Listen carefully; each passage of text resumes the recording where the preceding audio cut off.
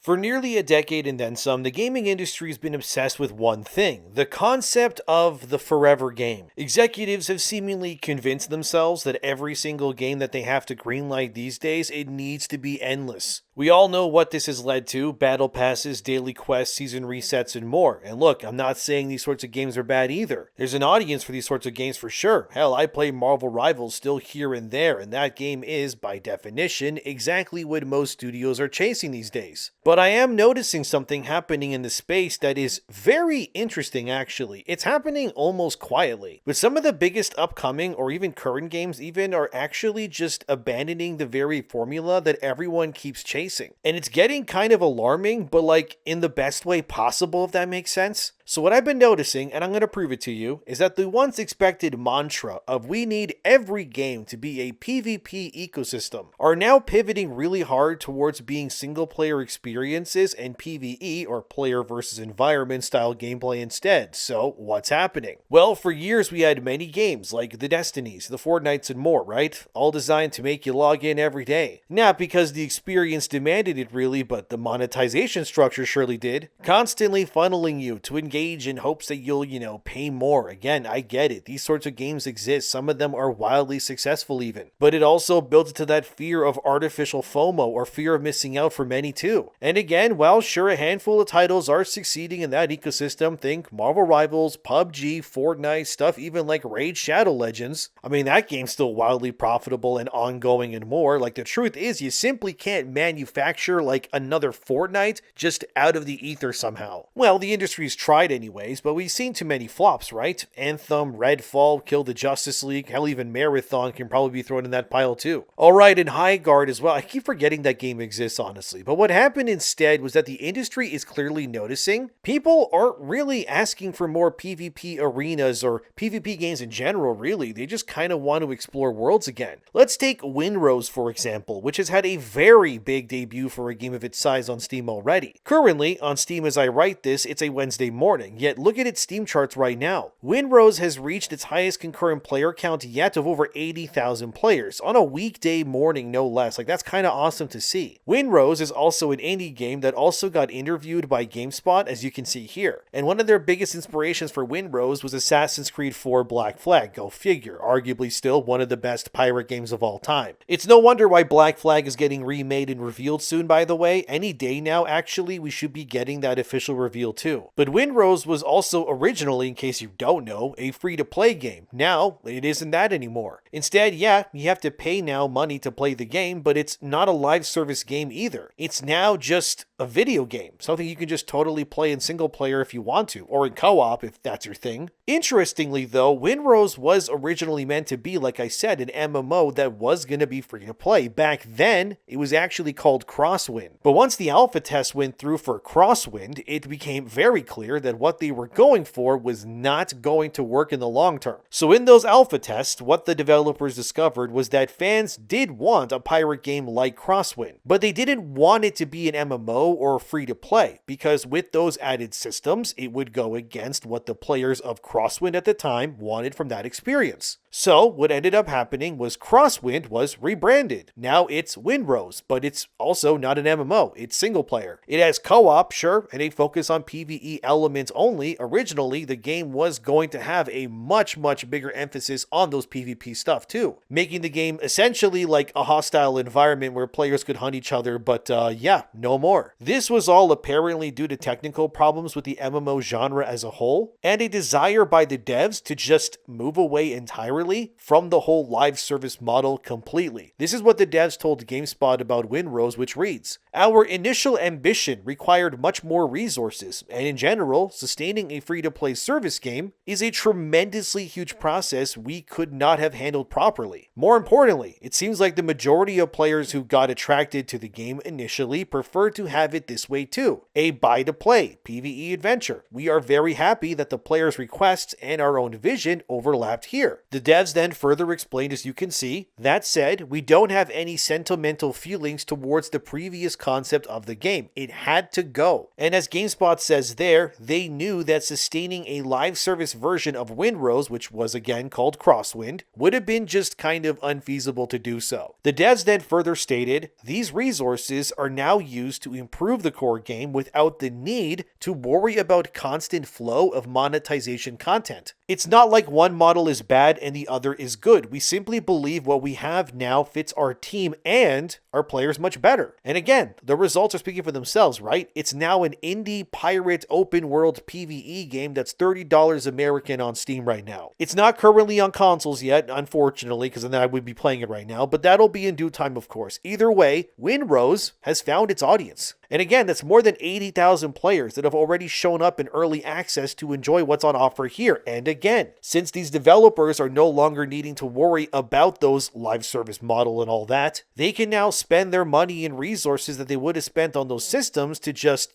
expand the actual game world for you to explore. More places to go to, right? More systems, more content in general, and less, $15 for a skin bundle or whatever just to keep the lights on. But it's kind of weird, right? Like, wasn't the meta right now to just make another live service game? What's happening? Well, you see, Windrose is not even a unique case in this sense either. It kind of turns out even one of the bigger giants in the PvP arena space is also quickly learning that what made them initially popular and sustainable is not what will make their games live on in the long run. Let's take a look at Marvel Rivals now, right? That's a game that is full of playable Marvel characters. I am still waiting on more villains joining that game. Like, come on already. Where's Sabretooth and Dr. Octopus as tanks already? Where's Aunt May as a healer? Like, I want that, but the game has its fan base as well. You may remember, while sure, Rivals began as a PvP game, it's pretty much Overwatch with Marvel superheroes, they did eventually include a Marvel Zombies mode. And in case you just don't play Rivals, I can tell you that the Zombies mode was very, very popular with a lot of people. It was a mode where you could play as characters like Punisher, Jeff the Land Shark, and more, and these characters had very simplified skill trees where you could spend the points and level up your heroes to access new versions of their abilities. For example, the Punisher, normally he needs to sit in his turret to shoot other players, but he had an upgrade in the Zombies mode where he could actually just throw down his turret and then it would shoot without him needing to operate it, which would leave Punisher to, blast other fools alongside his turret. It's really cool. Like I said, really very popular mode, dude. Very fun as well. Me and my girlfriend, we played quite a few rounds of Zombies and enjoyed it a lot. Well, Rivals has confirmed that a new PvE mode is coming to the game now called Blood Hunt. Lore-wise, basically Dracula from like season 1 was imprisoned by the Kingpin in New York City, and then Spider-Man or something by accident kind of lets Dracula go, and now there's like vampires running amok in New York City, I guess. Anyway, so now what it means is that a new PvE mode is coming. That's the point. And as of this video being released, that PvE mode will be a week from now from when it comes out. Maybe you're seeing this in the future. It's there already. Either way, it's coming. That's the point. Blood Hunt is going to have Jeff, Thor, Blade, Punisher, Squirrel Girl, Black Panther, and Captain America all being playable. And all of these characters will also have unique builds, and now apparently loot also to gain in this new mode being added as well. I have no idea what the loot even entails, to be honest with you. No idea if the mode is going to be permanent either, but Marvel's Zombies was originally a seasonal event, but like I said, it was so popular that NetEase extended the playtime of Zombies multiple times over because so many people were playing it over anything else there. So why am I talking about Marvel Rivals here? Well, as Game Rant reported here, Marvel Rivals is also actually looking to move on from just being a PvP focused game in the future too. The game's creative director Guang Chen, great name by the way, spoke to FRVR recently, where he confirmed that NetEase is looking to expand Marvel Rivals beyond what it is currently, and Blood Hunt is part of that future, for example, too. But they are also going to be adding what is called Paths to Doomsday. Obviously, the Avengers Doomsday movie is coming later this year, so Marvel Rivals wants to capitalize on that too, and they're bringing 5 MCU-inspired updates to the game over the entirety of 2026 until the release of Doomsday itself, which is apparently in December this year. So yes, I would probably wager you're going to see character skins in Rivals based on how how the characters look in that movie, like that's a given, obviously. Wouldn't even be surprised if they add heroes that have heavy ties to Doomsday as well as a movie. I mean, come on, Doctor Doom himself will finally, hopefully, join the roster as playable too. I mean, that's gotta happen, right? Who are we kidding? It's literally called Doomsday. It's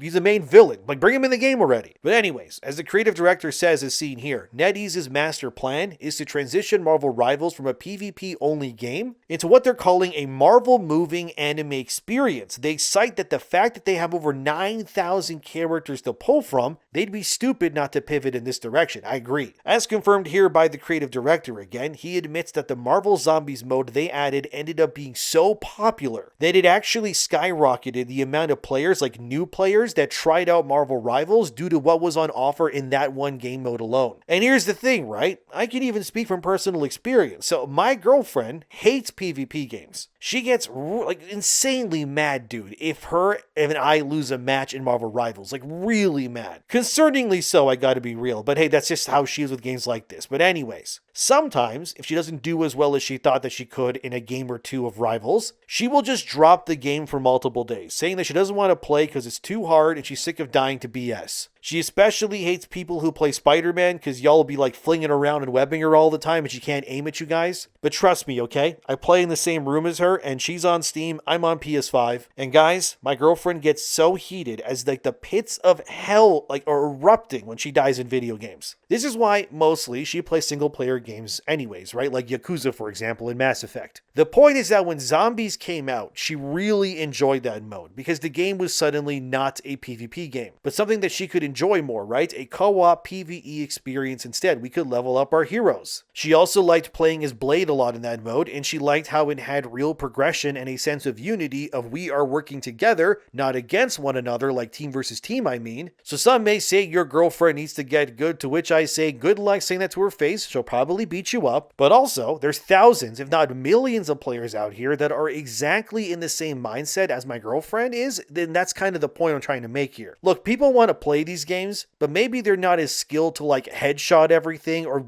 do amazing on the fly plays to turn the tide of battle or whatever else. Instead, they want to enjoy these games like a Marvel Rivals or whatever else, but they want to engage with these games, but not in a competitive sense. And that does seem to be the case for many, which is why Rivals, like Windrose, is moving away from the PvP-centric mentality to a more PvE element instead. Doesn't mean Rivals won't have PvP in the future. I wager that will always be there, but yeah, this makes sense. You have all these characters. You already have your cash shop. You have the mini battle passes. You got the main ones. All of these things are working in tandem to keep player retention and everything figured out to a degree. But what you really need is the content, the real reason to keep them focused. And let's be real, a lot of people will be playing Rivals even more if they could, in a way, live in that world, If you could enter a digital New York City, like open world environment and complete missions and swing around as Spider-Man or maybe fly around as Iron Man defeating Doombots, playing as the Hulk even, and then flinging yourself around the city landscape like you're in Hulk Ultimate Destruction and then some. I mean, even the concept of what Destiny does, right? So you know how in Destiny they have strikes? So in case you haven't played Destiny, let me explain. So a strike is like a mission where it begins somewhere like Earth, Venus, Mars, whatever in Destiny's universe. And it's like a story mission pretty much where you delve into a curated level where there's specific encounters that ends with some sort of unique boss battle at the end that has like mechanics and whatever. And then once the strike is over, you get your loot, you level up, and you can also queue into these strikes with other random players who also help you out, of course. And then there's bounties to do and whatnot, and usually every week you need to complete X amount of strikes to get a powerful drop that will increase your character's power by a sizable amount. Anyways, it's a good system, and Destiny's credit where it's due, and I think something similar to that in Marvel Rivals would skyrocket their player retention rates. Imagine a level where it's a bank robbery, you need to chase, the Shocker, and you can play as whoever you want to, you level them up, you're getting gear for them, and then at the end you like beat up the bad guys, you end up fighting Shocker, it's a big boss battle, wow, you won, the loot drops and all that. The next strike mission level you fight, Omega Red in some Weapon X facility. The next strike you're hunting down the Abomination, or like Sabretooth even, and since the game already has multiverse elements, You can hand wave the fact that you're fighting the same guys over and over again because, oh, that's not the Sabretooth you fought before. It's actually Sabretooth from Earth 6969 or something like that. And you can then add Diablo modifiers to enemies and bosses too. Like this multiverse version of Sabretooth does bleed damage to you. This other one can poison you or freeze you when he hits. And then you can add your RPG elements like Iron Man can pierce enemy defenses ignoring their armor, while Hulk can do blunt damage, which is really good for like heavily armored enemies that are like bulky tanks. Luna Snow can heal, of course, but she can also freeze enemies, which makes their armor more brittle, so it's easier to break down. You get the idea. It would kind of be like, you remember the game Marvel Ultimate Alliance, or hell, even X-Men Legends on the PS2? God, I love those games. It's basically going to be like that, but in like third-person mode with how Rivals operates, of course. And yes, sign me up, guys. I'd be there day one. You're telling me I get to relive my glory days in grade 7 when I played X-Men Legends with my friends where I mained Wolverine? But now I can do it again online at the age of 33 with my girlfriend? Yeah, where do I sign? Oh, here? Absolutely. Give me that pronto, netties. Give me my Wolverine that has a bleed damage build, or speccing him as a tank that regains health as he takes more hits, so I can protect my team by aggroing everything with my berserker rage. Like, oh my god, dude, fellas, the possibilities here are endless. Look, I'm getting ahead of myself. The point here is that what you're seeing happening and all that in the game sphere is pretty simple. If you want true longevity, you gotta give players a world they want to exist in, not necessarily compete in 24/7. Windrose is doing what it's doing right now because it's not Sea of Thieves or whatever. It's just an open world survival game where you can play with your friends if you want to. You fight monsters, other pirates that are controlled by the computer, obviously, not some sweaty streamer who's like dabbing every time they no-scope you while yelling at their fan bases to get 10% off their next gamer fuel drop or whatever else. I mean, we know the whole PvP thing isn't going well. Just go look at Marathon right now. That game is dying faster than Uncle Ben at this point. As IGN reported here, Marathon's $200 million bloated budget is not amounting to much. And while sure the game isn't facing imminent shutdown, you can bet your sweet cheeks that Bungie's last Hail Mary ditch attempt is probably just to make the game free to play at this point. But this is what I mean, right? Marathon is the opposite of Windrose, what Marvel Rivals is trying to do. Bungie believed they could go all in on a hardcore PvP experience, give it a AAA budget, and they would be swimming in cash. Maybe that would be true if this was like 10 years ago, but it isn't. But here, look at Marathon's Steam charts right now. It's sitting at about 15,000 players. That is not good for your game that apparently needs to sell about 7 million copies just to break even, by the way. And yet Windrose, which I just refreshed on Steam as you can see here, well, now it's hit a new peak of 92,000 players. That is officially higher than Marathon's peak. Again, it's not that people don't want new games, it's that they want games that they can explore, not just get constantly shot and hunted in. And I can prove this rather easily too, because you know that one game, oh, what's it called? Right, Crimson Desert. Yeah, this can prove this too. As seen here, Pearl Abyss recently confirmed, oh, look at that, it crossed 5 million copies sold. A huge release. And currently, I think it's maybe the second highest selling game of the year so far. I still think Slay the Spire 2 is still number 1, but either way, this is crazy high for a AAA game in 2026. But you see, Crimson Desert, just like Windrose, was also originally an MMO too. It was meant to be either free to play or subscription based. I don't know, it doesn't matter because it's not like that anymore anyways. But it was originally a prequel game to Black Desert Online, which is also made by Pearl Abyss, of course. But they then shifted development and the game became a single player game instead. And wow, look at the response that it got. There is no way they would have had the response they did if this game was an MMO or was PvP focused instead. Instead, like Crimson Desert, like all the other big gets, right, are just single player now, focus on exploration and not PvP. There's even another game called Thick as Thieves. It's from Other Side Entertainment, which is spearheaded by Warren Spector. If you don't know who this guy is, he created the franchise Deus Ex and did games like Epic Mickey as well. That's underselling him, but anyways. Thick as Thieves is a multiplayer first-person stealth game that will have PvP and PvE elements. Oh wait, my bad. No, that's not right anymore. You see, as PC Gamer reported here, Thick as Thieves is also now going to drop its PvP elements and its live service structure too. Instead, it's going to be focusing on two-player co-op and single-player only now. Apparently, the PvPvE modes might still eventually come to the game one day. Before release, they're focusing entirely on just turning this game into another single-player game with, like I said, two-player co-op. And again, this is all happening because that tide is shifting. People are just turning away from most live service titles. Again, unless your name is Fortnite, PUBG, Raid Shadow Legends, or like Marvel Rivals, I guess, which they all have install bases in the millions, the likelihood is that you will probably not break into that environment in a successful manner these days. Even Arc Raiders succeeded because while sure it has PvP, its major focus is still PvE. And remind me again what Helldivers 2 did that was so different when it released as well. Oh right, it's also a PvE game too at its core. Well, imagine that. Look, it's not to say that PvP games can't exist, but you either need to be the second coming of God himself to think that you can launch into that space and dominate. Otherwise, it's probably better to diversify what you're doing. Plus, let's also bring up another thing, right? If down the line, let's say in like 5 years, Windrose's player counts go down because naturally people have played the game and they've moved on, or this Thick of Thieves game as well, and so on, right? You don't need to delist them if that happens. You don't need to fire everybody or anything like that. Instead, you just released a game that can be played forever, no matter what. So you did your job. You made a game that people can enjoy. Whereas if Marathon doesn't have a constant stream of players, guess what happens? The whole thing evaporates into the mist. And that's definitely not what you want to happen. And Marvel Rivals, in my opinion, is seeing that and is smart to pivot in this way. Although, at the same time, imagining all their heroes having like unique builds and whatnot sounds like a lot of work to balance. But hey, as long as the RPG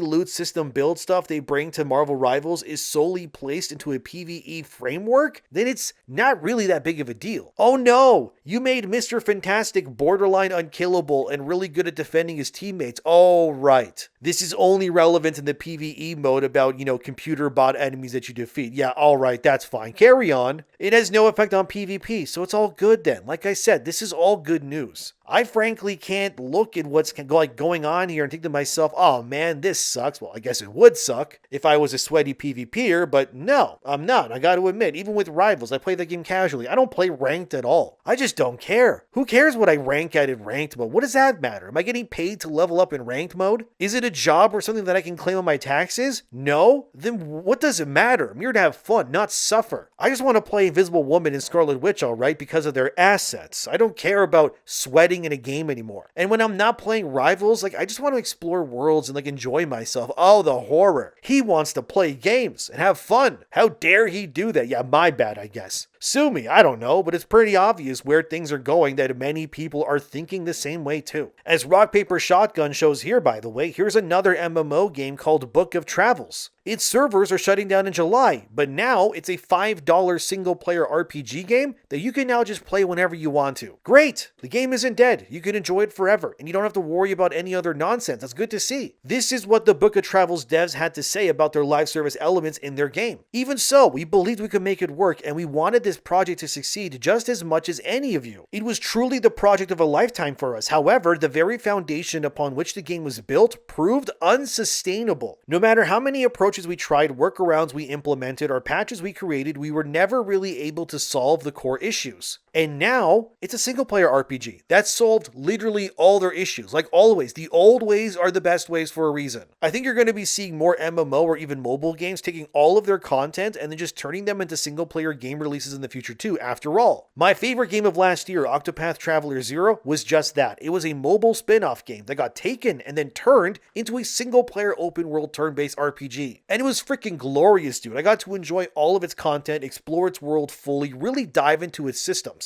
With zero gacha elements to speak of, imagine how many other great RPGs are just waiting to be discovered and played. They just need to get their live service elements removed and then turn into single-player games too. Windrose inspired this video, sure, because it's just the latest example of this trend happening. That people want a shared world, I know that, but they want the focus to be on discovery, on companionship, not hunting each other for pointless loot like in Marathon. Look, I shot this player in the head and I looted a canister from his body. Okay? I mean, cool, I guess, but no thanks, I'm good. That sounds boring and stupid to me. I want to climb a mountain and find a cave and discover a chest on my own. I want to discover hidden areas that aren't marked on a map like I can in Crimson Desert. I want my progression to be through enjoying the game and discovering what's in it. What makes you think I want to suffer in the game I play too? Only time I want to suffer is in a Souls-like. Otherwise, leave me alone. Honestly, I truly do think that Crimson Desert, more than anything, will dramatically push the entire industry more towards the old ways of making games than anything else. I am convinced of that. Sure, at first glance, Crimson looked like an enormous gamble. You spend all this money making an MMO with all this monetization system nonsense, and then you stripped it all away and you released it for $70 and prayed, and oh hey, look, it worked great, awesome, cool. And sure, while maybe the executives are terrified of games that have ends, what we all want clearly is frankly the opposite. We want something we can buy, enjoy, and then move on from feeling satisfied. It's simple too, because the reason why Crimson Desert is doing what it's doing, why Windrose is currently rising and then some, is very simple. It's because single-player adventures feel meaningful. We don't need second jobs. Some people already have 2 jobs, so they don't need a third one now, so the companies can believe the future is infinite engagement or monetization. But all that does is lead to infinite burnout instead. People are going to pivot, devs are going to do it too, and maybe hopefully through all of this, the industry can slowly rediscover something it should have never forgotten. That the most powerful experiences in games are not endless, they are memorable. They are finite, they can end, and that's okay, kind of like Chrono Trigger or Final Fantasy 6 or 7 or whatever. And all I can hope for is that the next generation of blockbuster games will look very different from the engagement-obsessed ecosystem of the last decade in some. Less grind, less manipulation, and more adventure and more discovery. More games that actually feel like games again. If that happens, like the live service era, it might not end with a bang like it wants to. It might just simply fade away as players choose something better, and honestly, I really hope that's what happens. But what do you think? Am I crazy? Let me know. Thanks for being here. Subscribe if you want to. And yeah, a little more hopeful video after 2 doom-scrolling videos in a row. We all need some hope, and fellas, I am feeling hopeful right now. Have a great day. See you next time.